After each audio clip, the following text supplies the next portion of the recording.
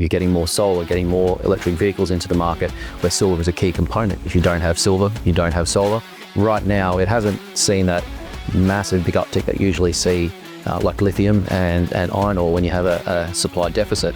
That's partially what we identify as being masked by that deficit coming from vault stocks. And right now we see that there's probably about 7 years of auditable vault stocks around the world that's masking that deficit before we don't have enough silver to meet the current demands. This is Kaiser Johnson with Liberty and Finance, and these are the Miles Franklin Weekly Specials for July 14th through July 21st, 2025, while supplies last. This week, we'll swap any silver bars you have into junk silver at just a 2% fee. That's right, any silver bars or rounds that you have. We'll buy back at 2% under spot and swap into junk silver at spot with the proceeds.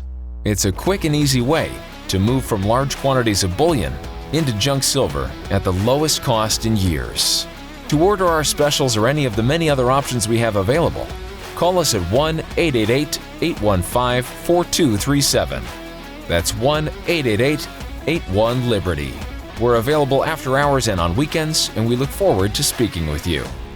Welcome back to Liberty and Finance. We're delighted to have a first-time guest today. Tim Laneyrie is the CEO of Andean Silver. We're here live at the Rick Rule Symposium on Natural Resources Investing in Boca Raton, Florida. Tim, thanks for coming on Liberty and Finance this first time. Thank you for having me. Yeah. It's, as with many introductions to our audience, this is coming through our mutual friend, Rick Rule. He's been on our channel about once a month for the past 12 years. So he's educated me and our audience on natural resource investing, lots of questions. He's helping us to look at the world and at companies through his eyes and as a coach. And we're grateful for that. And we're grateful for your presence here. Your company, Andean Silver, is new to the show. It's the first year that you've ever been here. That means you're also new to us and to our audience. So we're going to ask you some very basic questions. One of the things that jumped out at me in your brochure of information that I was looking through that describes your company and describes your projects and your land package and the exploration that you've done there is this simple but compelling analysis of the balance between supply and demand, or should I say the imbalance between supply and demand in physical silver, and that is the drawdown of above ground stockpiles of silver due to the over demand and under supply.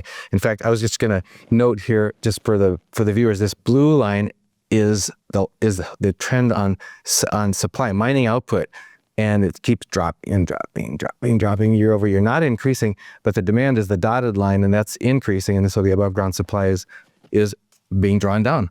Can you talk to us about that, about the big picture?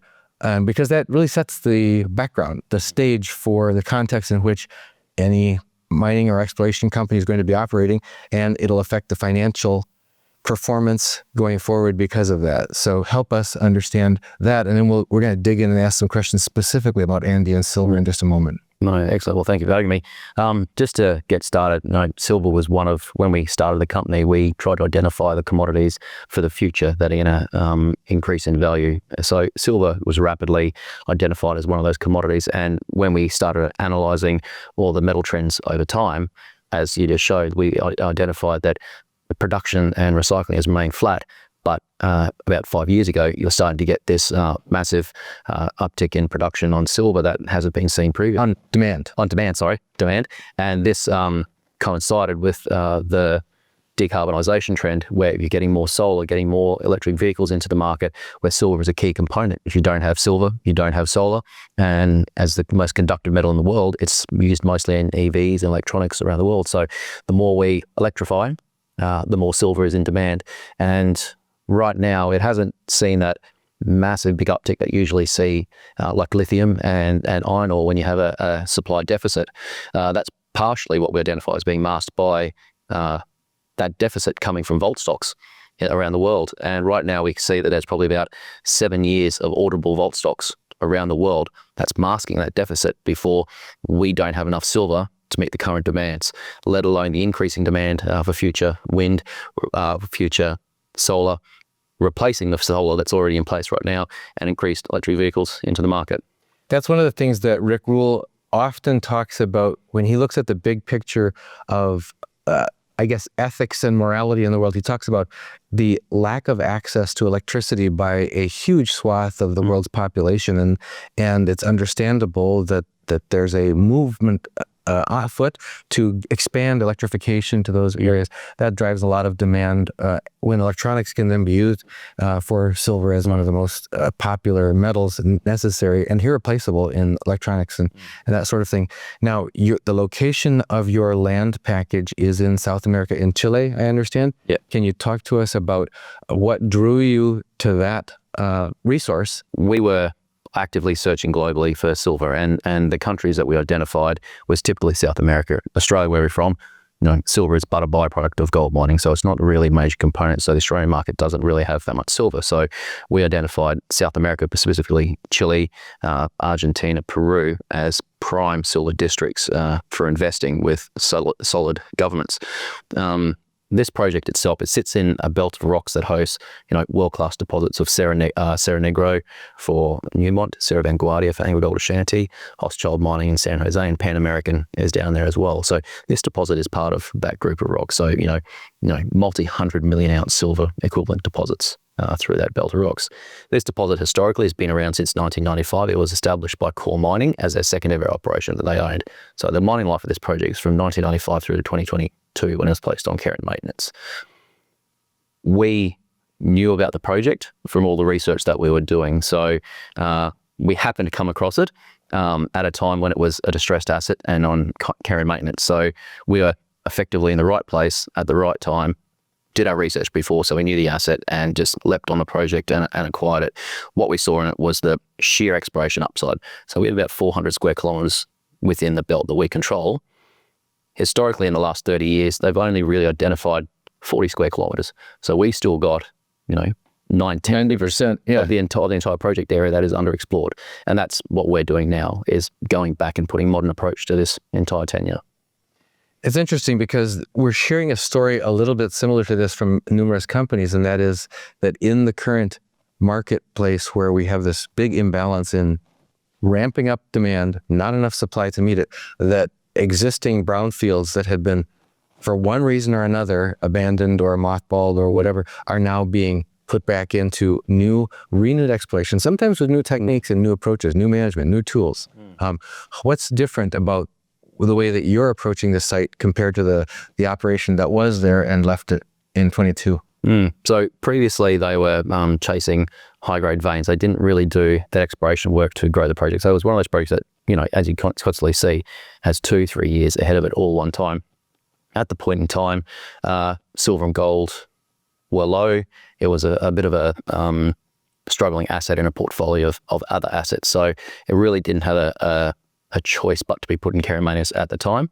So again, it was identifying the asset and just waiting for that opportune time to acquire the asset, which sort of we've done a number of times for previous other companies as well.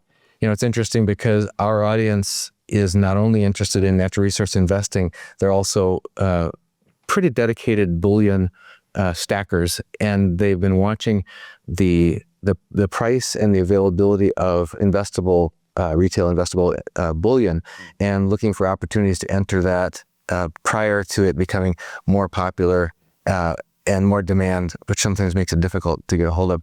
But there's this rising environment now. We have gold, for the last year, keeping to hitting all-time highs against the most currencies around the world. Some people look at it the other way. They say, no, the rest of the currencies are all falling, and it's gold holding you steady. But in your case, that changes the economics of the project. Can you talk to us about that, about the economic environment in which you find yourself and what your outlook is going forward for those who are, take on partial ownership as potential investors? Yeah, so the project itself has about 900,000 meters invested, and to touch on that silver and gold environment, when it was first developed, silver was probably $2 or $3 and gold was in the hundreds of dollars as opposed to what it's now. So, you've had all this investment in the ground, and it's just that change in gold and silver environment, which means that what has been established historically is now actually available to us under modern means. And we're going through now and just putting a new modern approach, that's modern mining and modern geophysics, modern exploration techniques over this ground, and taking what was missed back then they literally just saw these veins on surface, and just mined a vein. It's, percentile silver on surface. So they've just extracted what they could see, not what they can't see, under 5 meters of cover or the extension of the system. So with a little bit of modern approach, we've rapidly expanded these new veins. We're finding tens of kilometers of new veins on that property next to these existing mines. And that's sort of the value uplift that we're seeing to the project. Now, what about the rest of the feasibility of turning this into an operating resource? You'd have to have lots of infrastructure to do the processing, milling, that sort of thing. What's available nearby, either under your direct control or at least accessible and usable by that project? So, as I said, the project was built in 1995. At that point, they had the environmental impact statements done. So it's already got those done. It's got water, it's got power, it's got a 500,000 tonne per annum processing plant that's kept on warm idle. So we turn it over every week to make sure it's in good working order. It has a full site crew ready for the restart. What we're doing now is effectively just establishing, future mine plans to actually feed into that infrastructure that's already there. So really, it's a really low cost startup because we have all that infrastructure permitting available to us already. That all leads the question that's in my mind and probably in the minds of a number of our viewers as far as what potential timeline you envision to potential restart of operations. So at the moment, we're starting internal mine studies. So really to understand what the potential lead on for a feasibility study is. That was going to be ready in January, which will then lead into a feasibility study next year, which will define the permitting and the restart mine plan. In a perfect world, what we're doing part of the restart studies is, yes, we have 500,000 tonne per annum mill. Do we need to upgrade to 6, 7, 8, 900,000 tonnes? We're only talking about a gold silver resource now, but we have multiple other deposits of polymetals on the site now. Some of them running up to 10% zinc and 20% lead and 0.5% copper. So at some stage you then have to consider, do we need to put extra circuits on to extract all that extra metal value and at what time that is? So, we're all going to factor that into the studies going on. Perfect world, you'd be looking at that back end of 27 as a potential restart. And the environment you mentioned is with a great pedigree from all these other big name operators, big name mining companies that are in the same geological area doing a great job extracting, significant scale of operations. That must imply enough government or jurisdictional or permitting support to make this possible, or a skilled labor supplier that's able to do this sort of thing. Can you talk to us a little bit about the jurisdiction? Because it's fairly distant from most of us to be done in Chile. How is the jurisdiction from your standpoint? Chile itself, it's a well-established mining district for over 100 years. So, some of the mines, they're the largest copper supplier in the entire world, second molybdenite, number 1 in lithium, number 4 in silver. So, they're a large mining district, and a lot of large companies, your Codelcos, your Glencores, your BHPs, your Rio Tintos are all down there. Kinross is down there, Pan American Silver. So it's a well-established mining jurisdiction, which has well-established mining legislation there. Where we operate, we are pretty unique. Most of the mining occurs north of Santiago. We are about 2,000 kilometers south of Santiago near Patagonia. We're one of the only projects down that area. As I said, not much mining happens down there. So as a sense, the mine, when it's operating, is with the largest private employer and largest revenue source for the entire province that we're in. The town that we supplies our mine staff is about 10 minutes drive. So all of our staff live in town and drive to site. So, it employs a significant amount of people from that town, which means, there is a lot of positive support in the local community for the mine to restart. Flows through to the provincial government, who this mine will be their largest revenue source. A lot of goodwill coming down from the provincial government, and that's flying up to the federal level as well. So we've got multiple layers of support for this mine to actually start. That's fairly unique to be within 10 minutes of a town where a lot of the people live, because some of these operations are basically in the middle of nowhere or in a completely industrial area where you have to have a camp where everybody lives on site at the camp in order to keep the mine alive, and you have to basically build your own little city there. But here, it sounds like there's already a village. No, and it goes with the infrastructure and the establishment of access to it. It's only a 2-hour flight and an hour drive from Santiago. Well, if people, and we're going to put a link to the corporate website in the description of this video. So folks, if you want to find out more about Andean Silver, just look in the description of this video for a link to their website. In addition to that, Tim, other suggestions from you on people who want to learn a little bit more about this before taking the plunge? I suggest if people want to know more, free to get in contact with myself or the company, and I'll be happy to answer any more questions that they would have on it. We have a general inquiry page on our website that emails that go straight through. Excellent. And I was able to reach you yesterday, even though I got guidance on how to get to you based on the information that was available. So that was very helpful. And folks, again, Rick Rule has hand-selected this company, Andean Silver, to be here at the Rule Symposium for the first time this year. So it's a new opportunity that most people have not heard of. And that can be an advantageous time given the diligence that Rick, as we know, puts into companies that he selects and the timing with which he enters ownership of those companies. So thank you, Tim Laneyrie, for being here with us this first time on Liberty and Finance. No, thank you for having me. A pleasure to be here. This is Kaiser Johnson with Liberty and Finance, and these are the Miles Franklin Weekly Specials for July 14th through July 21st, 2025, while supplies last. This week, we'll swap any silver bars you have into junk silver at just a 2% fee. That's right, any silver bars or rounds that you have. We'll buy back at 2% under spot and swap into junk silver at spot with the proceeds. It's a quick and easy way to move from large quantities of bullion into junk silver at the lowest cost in years. To order our specials or any of the many other options we have available, call us at 1-888-815-4237. That's 1-888-81-LIBERTY. We're available after hours and on weekends, and we look forward to speaking with you.